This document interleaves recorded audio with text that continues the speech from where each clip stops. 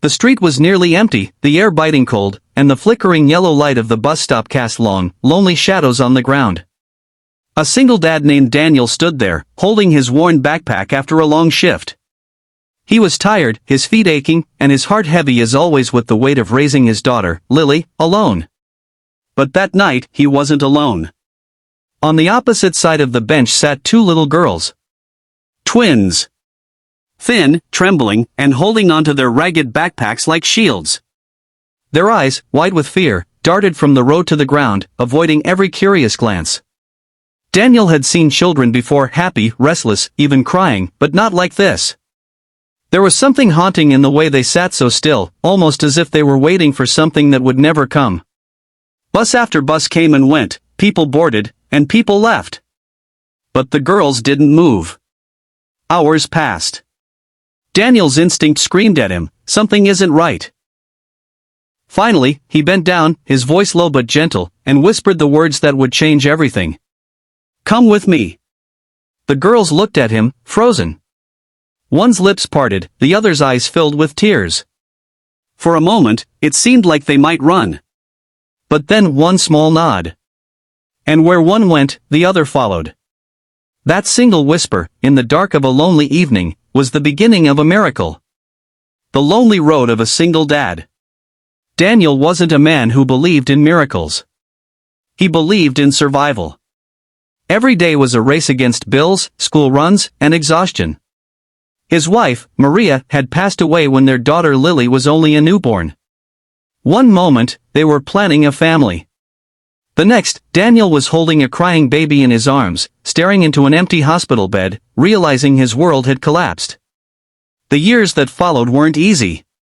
He worked nights at a warehouse, days at a mechanic's shop, anything that kept food on the table.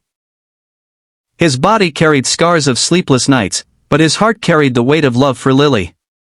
She was his reason, his anchor, the reason he never gave up when the world told him to. But raising a daughter alone had hardened him too. He didn't have time for strangers, for risks, for unnecessary burdens. Until those girls appeared at that bus stop a first night with the twins. Back at his small, cramped apartment, the girl sat stiffly at the edge of his couch. Daniel placed 2 bowls of warm soup in front of them. The steam curled up, but they didn't touch it at first, as if afraid it might vanish. "It's okay," Daniel said softly, pulling up a chair across from them. "Eat.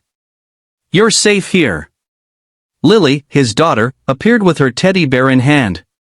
Without hesitation, she climbed onto the couch between them and pushed the bear into one girl's lap.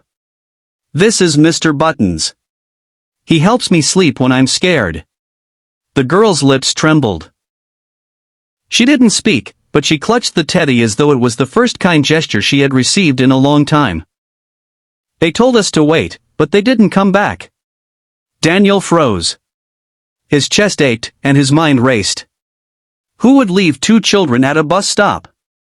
Why? But as he looked at their fragile faces, the answer didn't matter anymore. What mattered was that they were here, and someone had to care. The first challenge. The next morning, reality hit hard. Daniel stared at his near-empty fridge. Feeding 1 child was already a daily balancing act, feeding 3 was impossible without sacrifice. He packed small sandwiches for the girls and gave them the last of the milk. He told himself he wasn't hungry, even as his stomach growled through the day. At work, his boss noticed his distraction. "You look like hell, Daniel. Everything okay?" He nodded quickly. "Just tired." How could he explain? How could he admit he had taken in 2 abandoned children with no plan, no money, no safety net? That night, after tucking all 3 girls into bed, Daniel sat at the kitchen table, his head in his hands. Bills piled up in front of him. Rent was due in 2 weeks. Lily's school needed fees. And now, there were 2 more mouths to feed. He whispered into the silence, "Maria, if you can hear me, I don't know if I can do this." Healing broken trust. The twins carried their own shadows. They rarely spoke. At night, they woke crying from nightmares, whispering, "Don't leave us into the darkness." They clung to each other whenever Daniel walked out the door, terrified he wouldn't return. One evening, Daniel came home late from his warehouse shift. The apartment door was slightly ajar. Panic surged through him. Inside, the twins were hiding under the table, trembling. "We thought you weren't coming back," one whispered, tears streaming down her cheeks. Daniel's heart broke. He knelt down, his voice choked but firm. "I will always come back. I promise you're safe now." From that moment, he realized this wasn't temporary. These weren't just children he had helped for a night. They were his responsibility, his family now. A small miracle. The very next day, as Daniel walked the kids to school, a teacher approached him. She had been observing how the twins had transformed in just a week. They no longer sat in silence. They laughed with Lily. They held hands and smiled shyly at other kids.